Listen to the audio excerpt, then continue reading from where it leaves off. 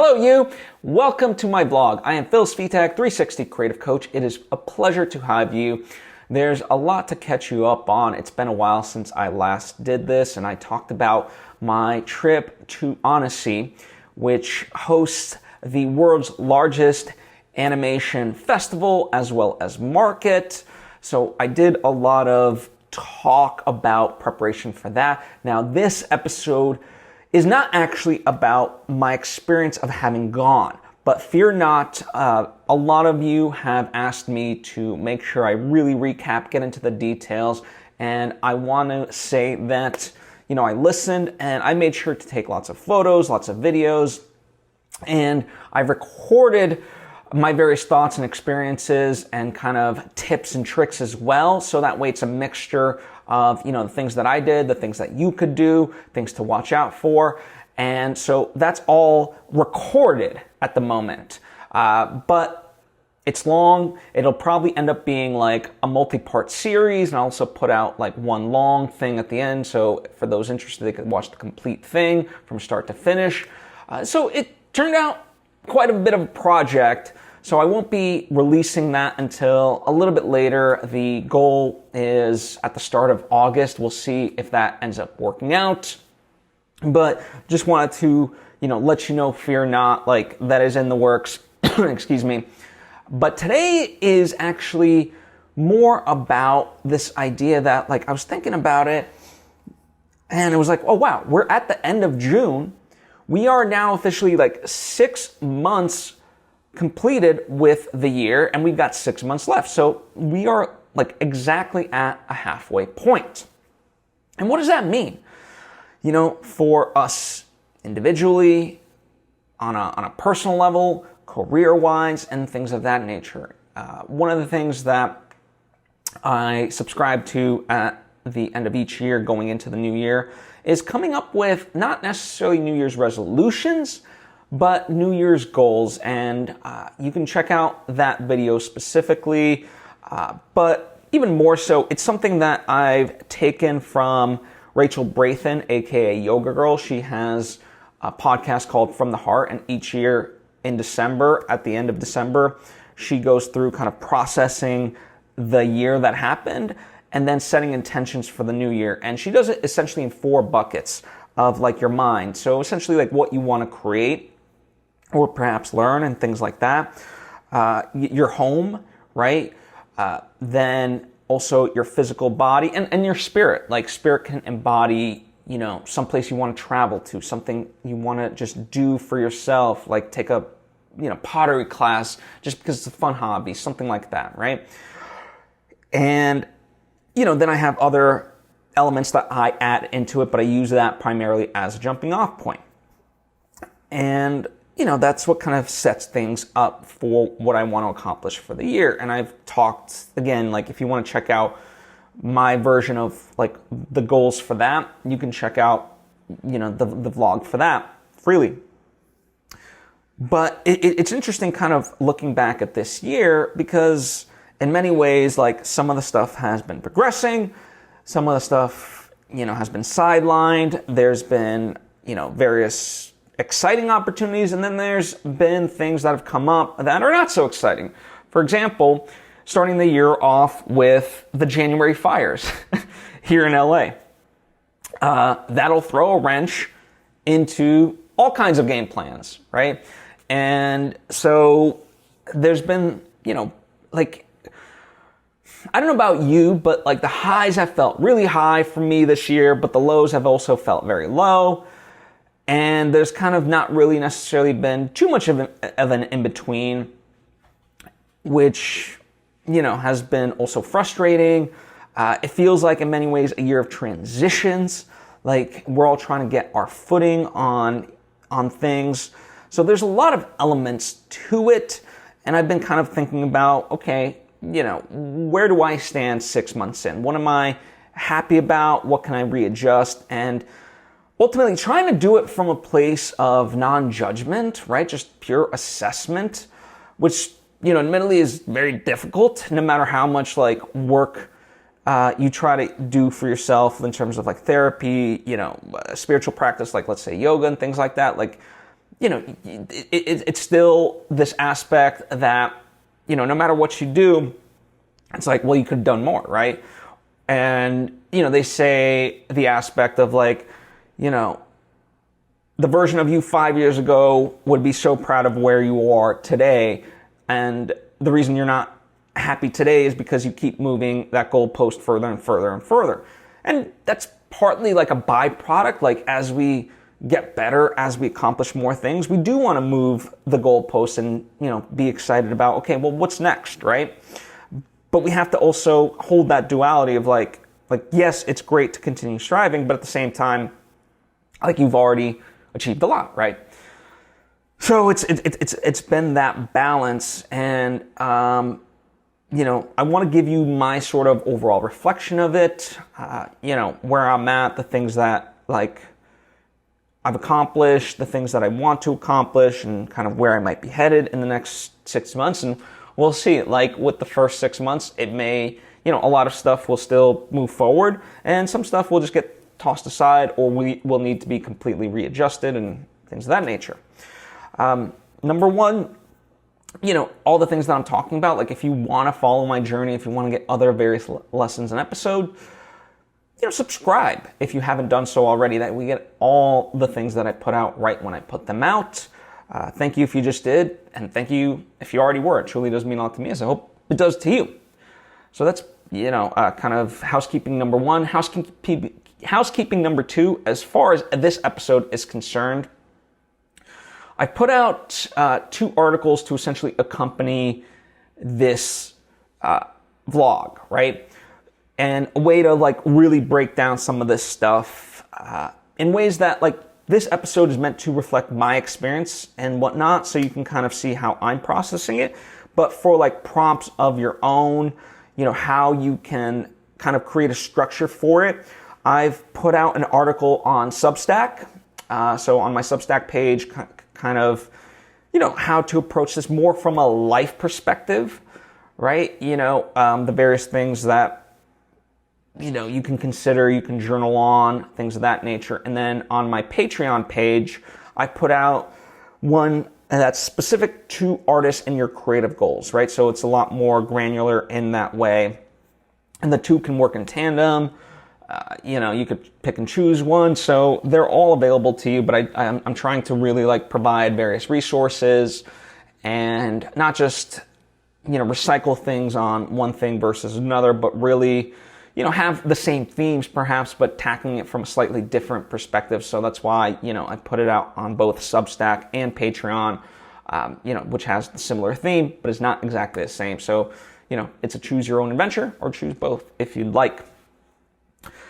Okay, so, as I look back at everything, January really is all about the fires. Like that, basically at the start of January till about like the third week, was ever present in the lives of anyone in LA. And then after that, it's like, how do you settle in and, regulate your nervous system? And, what does that mean? How can you help and continue helping beyond, what you may have done in that moment? It's also one of those weird dichotomies as happens. You return back to your normal everyday life, and what does that mean? While at the same time, part of that is like, people in the outside world, outside of LA, for them, yes, they're sympathetic, but at the same time, it's like life has to move on. And how do you balance the two of like this grave tragedy while, going back to quote unquote normalcy? So there was a lot of, that, and I would say like February really was kind of just settling back in and okay, getting back into a rhythm of life, because in many instances, like it was fight or flight for people I knew. There's still people that are living in hotels that I know, or Airbnbs and things like that nature. So, it's not like you put out the fires and then it's all said and done. There's a long-term effect of all of this. And so in the start of February, it was like, okay, well, what does that mean? Like, I'm okay. And so how can I utilize the things that are available to me, the things that I'm blessed with, to help those that I know have been effective? right? And that was also coupled with, at work, there were various changes. We were, altering things and whatnot. And it was a very, rough start to the year. Like, whenever you think about things and want to progress and create change, you want to do it kind of at your own pace, at your own dictation. This was things that I didn't want to change, right? As far as my job stuff. But I was being forced to change on top of everything else. So February was an interesting period in that sense, because there was just this unwanted transition. What does that mean? And, there was layoffs and talk of rounds of layoffs, and, what does that mean? And generally, it's one of those things when people are laid off, the work doesn't really stop, right? So whatever those people work on has to be reassigned, but now specifically to less people, right? And not only that, generally the company's okay, now we're stronger, better, blah, blah, blah, and we want to do more. So it's okay, so you've got your stuff. Now you're taking on other people's stuff. And now they want new initiatives, which means more work. So it's all these things coming together. Whew, right? That's a lot. And I'll be honest, it started getting me to reflect of where do I want to go in life? I'm okay with this, this and that. It really raised a lot of questions. And, there's this saying, which I've talked about in a prior episode, so I won't get too into it, but this idea that when things aren't going well, when things are most chaotic, it's actually easiest to make changes, because essentially you're forced to make the change. Now, I say all this not because I didn't end up quitting, I didn't end up getting laid off or anything like that, but in terms of the way I approach work, in terms of the way I'm just thinking about safety nets of my life, financially and otherwise, luckily, a lot of things were in play already, but it made me really kick that into a different gear, and really start to think about, just those things, knowing that, listen, things could be different at any point, right? So there was various rounds of layoffs, and I'll just kind of continue on this thread of it just to tie it up, even though I wanted to go purely chronologically, but I think this makes sense just to kind of round it out. There was various shows that I used to work on that left essentially, and I was being reassigned to new shows, and that meant new and different responsibilities. And, when you create a rhythm with certain shows, I liked the people that I was working with. I liked the pace at which we worked. We had a very established shorthand and work rhythm. Now, in many ways, I was being tossed into the deep end and being okay, cool, now go. And it's okay, whoa. And that's this is not a knock just on my company. It's a knock on a lot of companies. There's not a lot of room for training and teaching. Interestingly enough, and I apologize for all these side tangents, but I think I found this fascinating stuff to consider. In the space of animation, which I'm getting more and more into because I'm working on animated film, if you weren't aware, and the animation studios, the really good ones, have someone that's in charge of literally just teaching, right? Teaching the style of the studio, teaching specific things, teaching new technology, all this sort of stuff. And I love that. And I think that's, the studio that I'm working with, it's something that we're setting up and considering for the long term to make sure that's in place. But I wish companies just in general had that, we don't have the mentorship, the apprenticeship within these companies, and everyone's just asked to go. And so, in February and March, there was this kind of chunk of time where I was still doing all the old stuff that I was supposed to be doing, but then being thrust into this new stuff because it was that weird transition where I was still work-wise had to do both. And yeah, like it felt like drowning in many ways. Finally, like that transition completed, and now I was just working on purely the new shows. And once I was able to focus on that, then I was able to work with the team and create better systems. And how do we elevate? How do we make this smooth to get to that rhythm that I had with the past shows?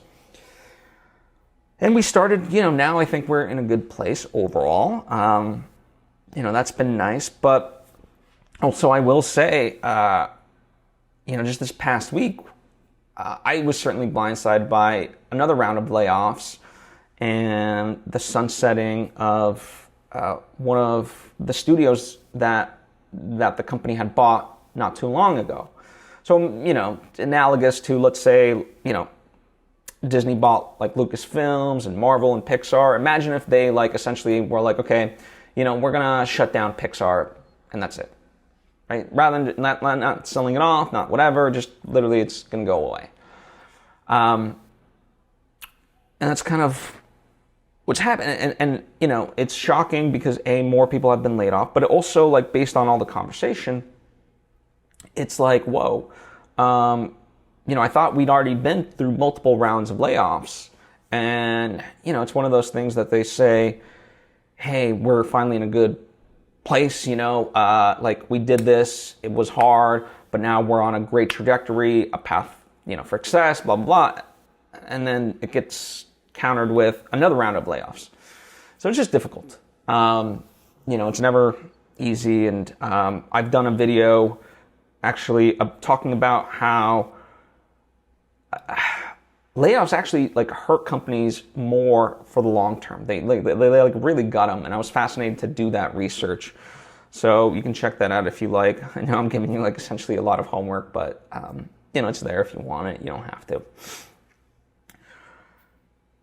So yeah, work-wise, it's definitely been a transition, and kind of what I want, and it's led to this idea I've talked about it in the past, but do I want to stay in LA?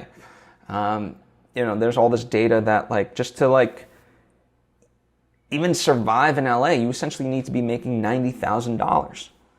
And that seems like a lot of money, but it's not when you compare it to the cost of living. And that cost of living just continues to go up and up and up, whether through car insurance, gas tax here in California is going to go up in July, all this stuff. And it's eventually, LA, you're either trying to break me and whatever. And, so the notion of okay, well, where would I move comes up, and where I can go, and literally just by moving, my spending power increases by threefold, let's say.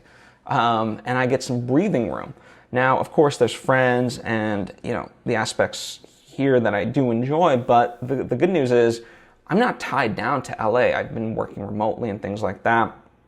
And, with my job, right? I'm afforded the flexibility that it doesn't matter where I edit these podcasts. I can do it elsewhere. And so these are things that I'm thinking about in general, because part of it, yes, I have my job, and then, it might be a self-inflicted wound, but I also have coaching clients and other clients on the side as well that I juggle, all to, just pay for LA, but also pay for the stuff that I want to create. But by the time then, just to be able to make money, live, and then get a little bit extra to make stuff, you get so exhausted and burnt out. It's what's the point of all this go, go, go, right? Wouldn't it be nicer just to have a slower change of pace of life?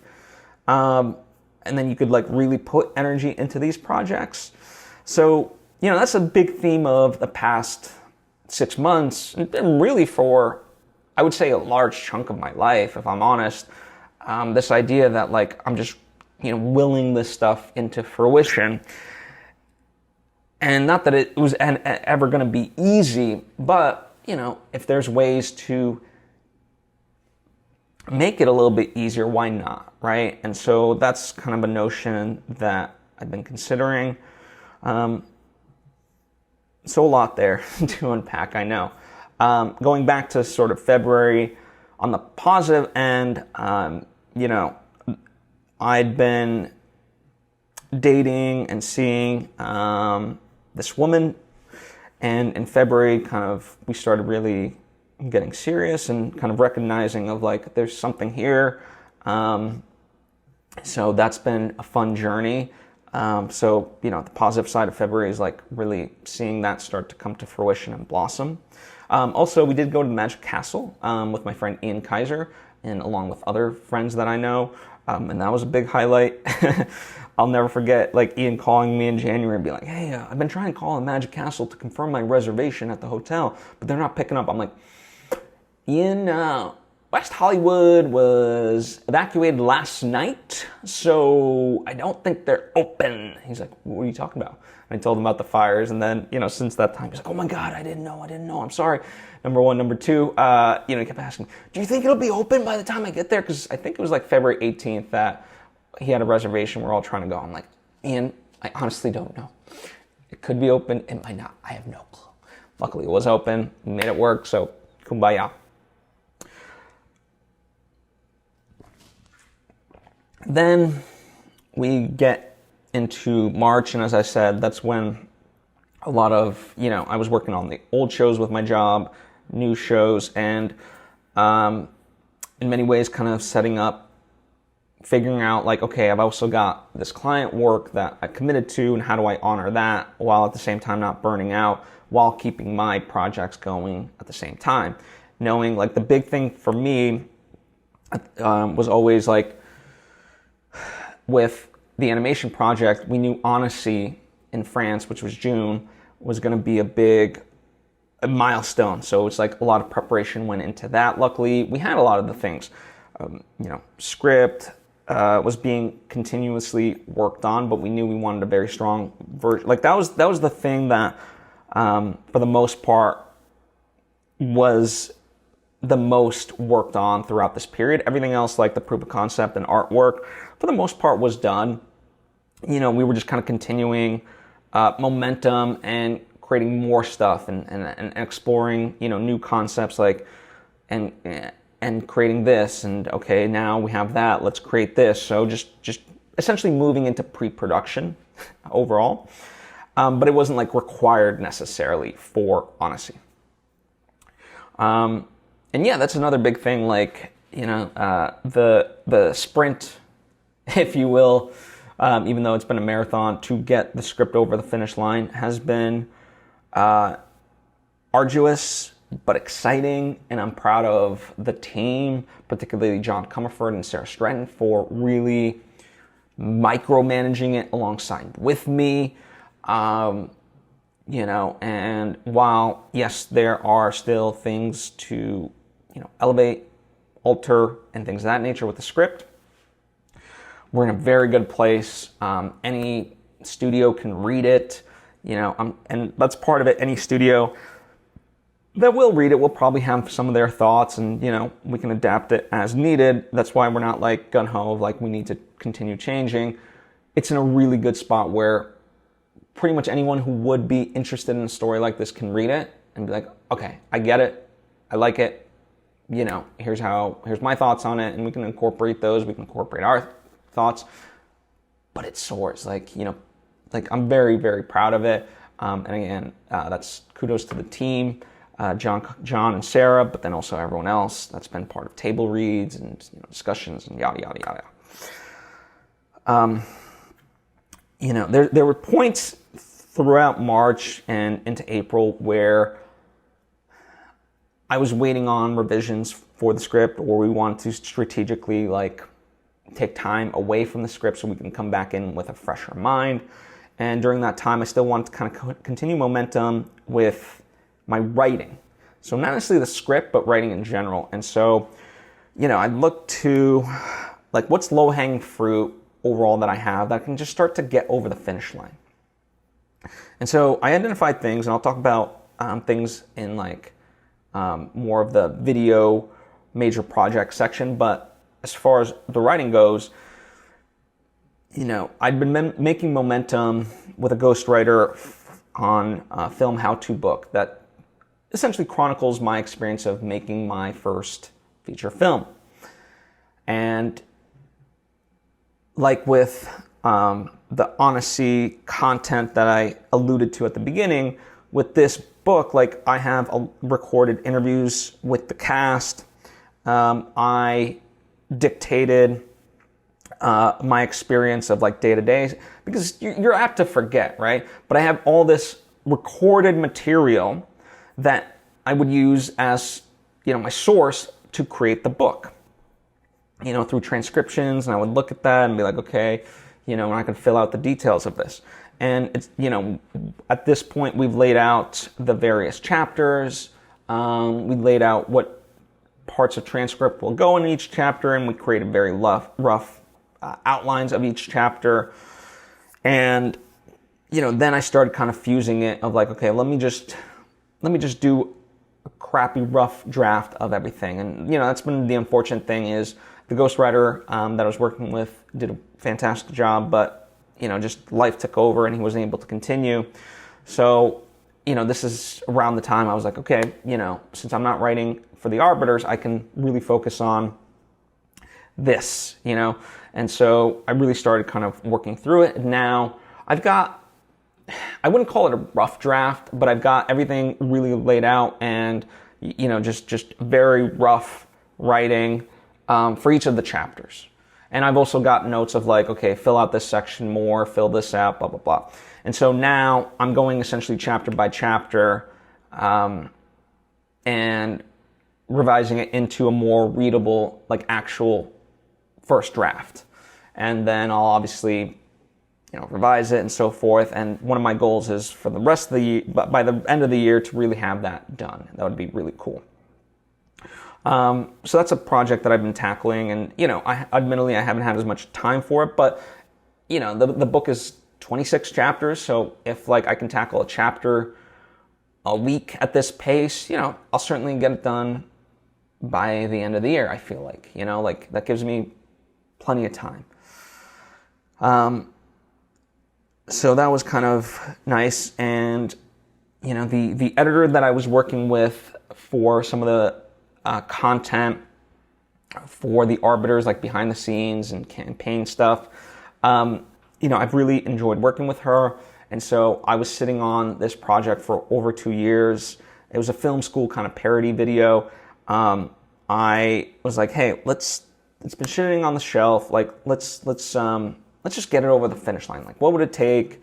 Things of that nature. And we talked about it, and she really put her stamp of creativity on it. Her name's Shannon Josephs. And I'm really appreciative, because we got that over the finish line, and we were able to release this in April. I was so excited that like it was finally out there. People could enjoy it. People had a good time with it. And it was just a weight off my shoulder. And that, it's interesting. Like, we want to get these certain things done, but, they sometimes take way longer than we ever expected. And, certainly we filmed that 2 years ago, and I would have loved to have it out, close to after having finished it. But now 2 years later, we finally put it out. And, one of my big things is I try to really get these things over the finish line, even if they take longer than expected. I try to, like, anything that comes up that's exciting to me, I put on a list of like, hey, eventually I want to do this, but right now I've still got, the film parody thing. I've got my film book, my second novel, and I've certainly got the Arbiters, my animated feature, which is like the big priority. If nothing else, like everything else can pause, the Arbiters has to keep going.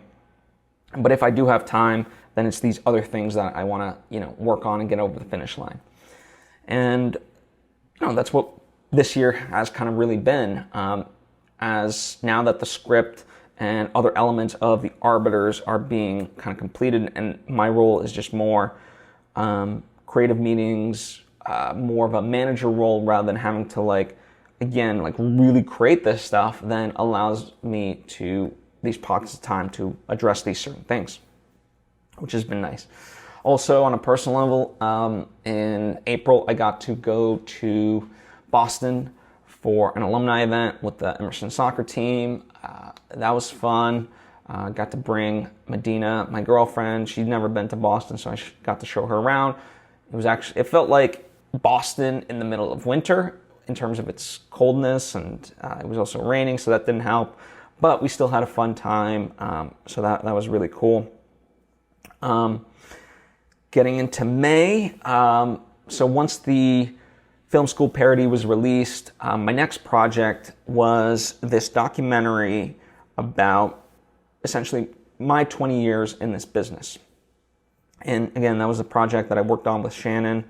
Over many, many years, I'd collected, knowing that I would want to eventually put something together to honor the things that I created.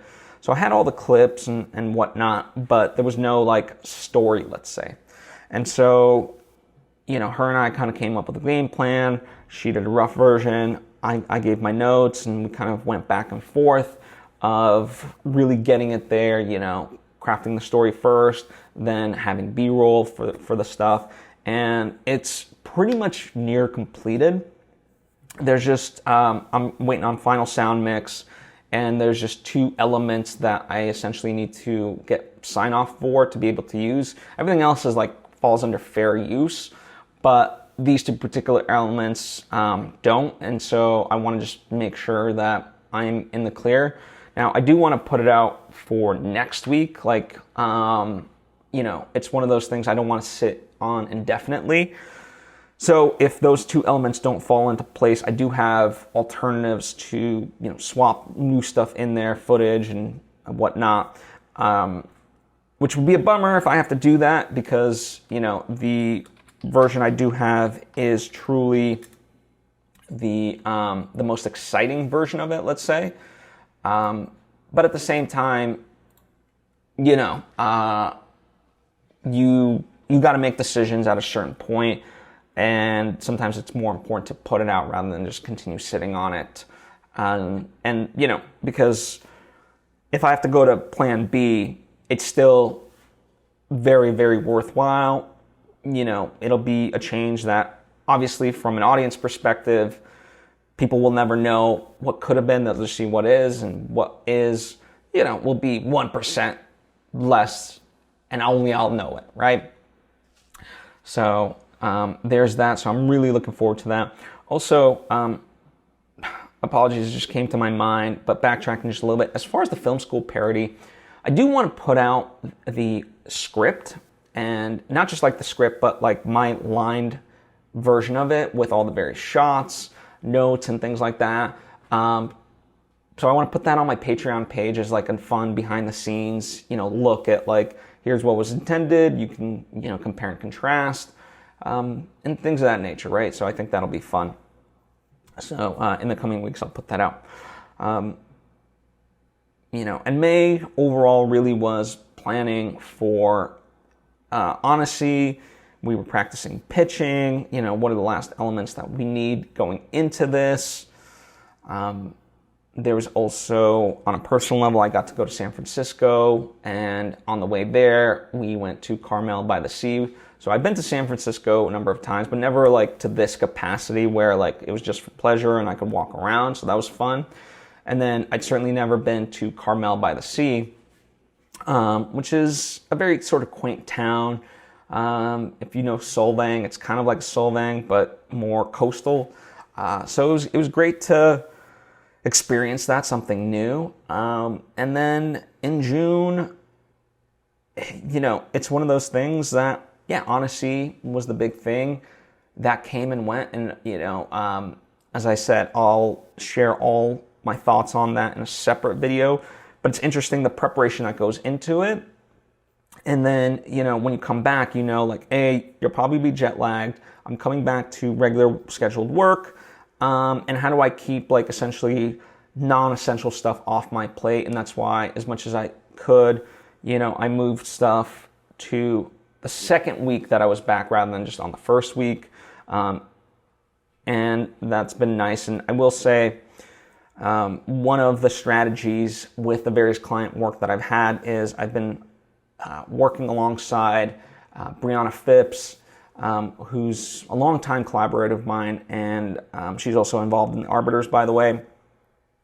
But, I've known her body of work. We used to work together at a place called AfterBuzz TV. And now we're continuing to work together, and I get to really, when I go back to the educational component, I get to really, educate her on some of my systems and, these various clients. Because each client, it's not like she doesn't know these things.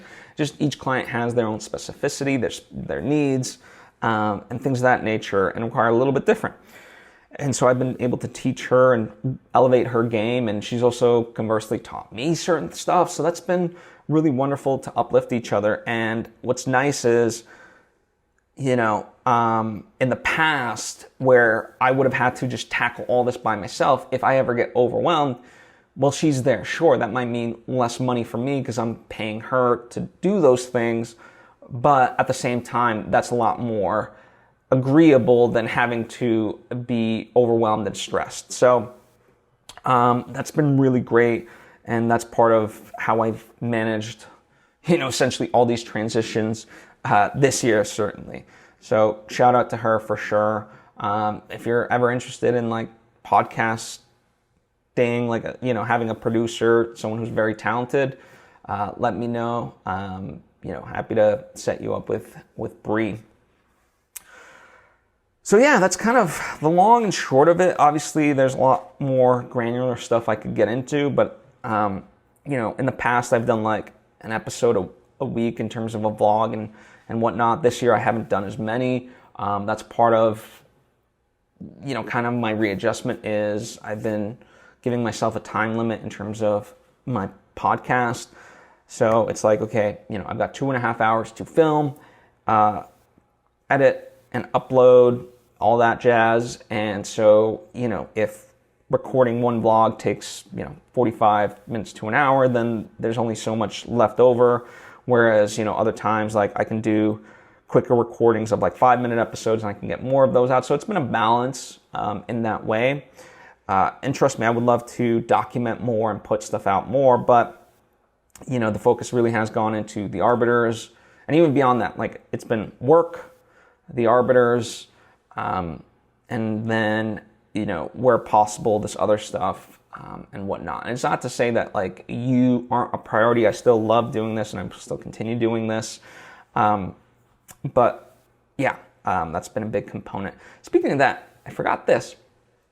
From the end of April into May, one of the things that I decided was just to kind of give my podcast stuff a refresh. So it's been slow and steady, but we've been essentially cleaning up things, kind of creating better descriptions, organizing the playlists a little bit more, taking away stuff that wasn't relevant anymore, and just so that way, rather than be overwhelmed, like I used to have back in May, over like 2,500 videos.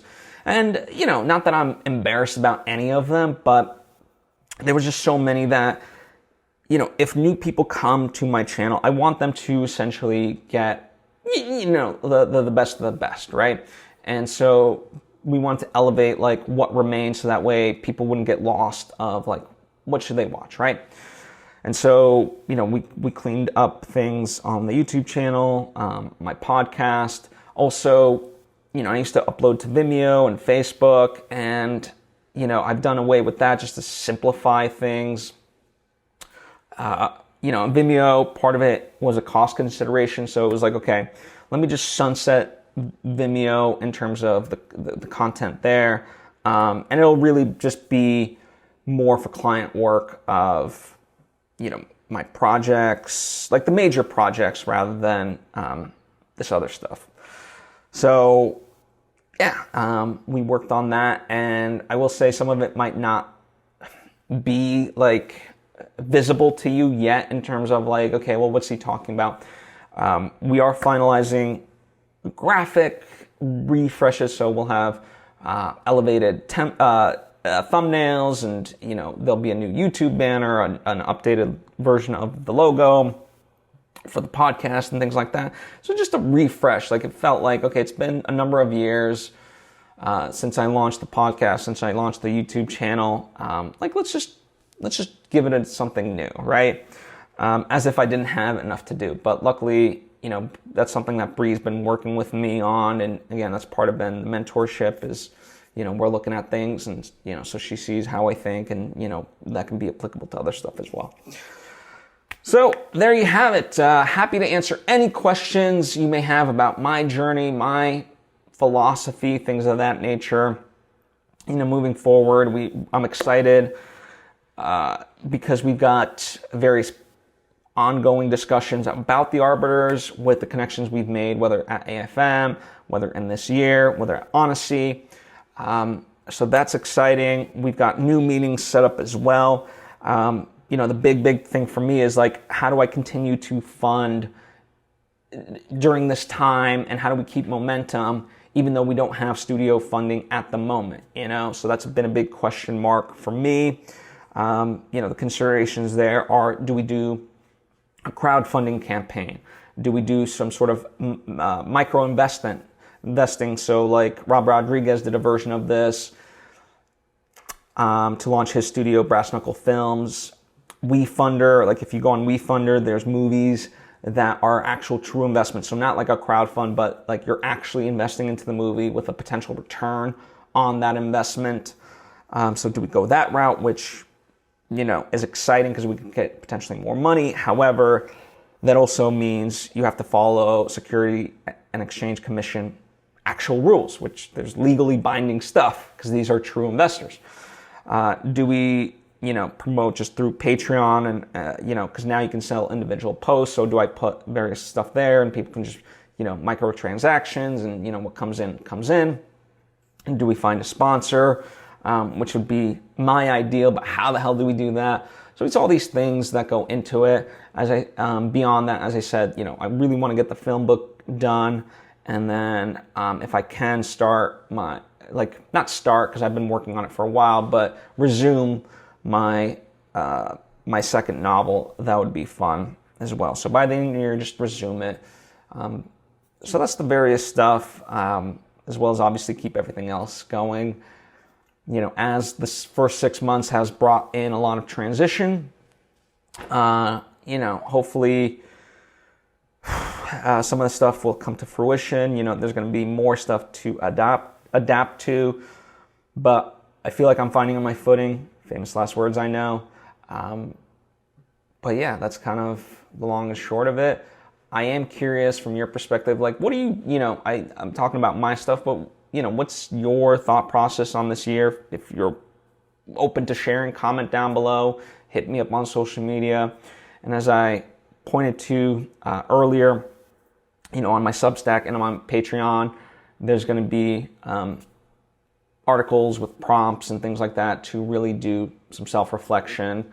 So go check those out if you want to really deep dive some of this stuff through the lens of your stuff rather than just me talking about the stuff that I've got going on. So truly thank you as always for taking time to tune in. I truly appreciate it and hope to see you next time.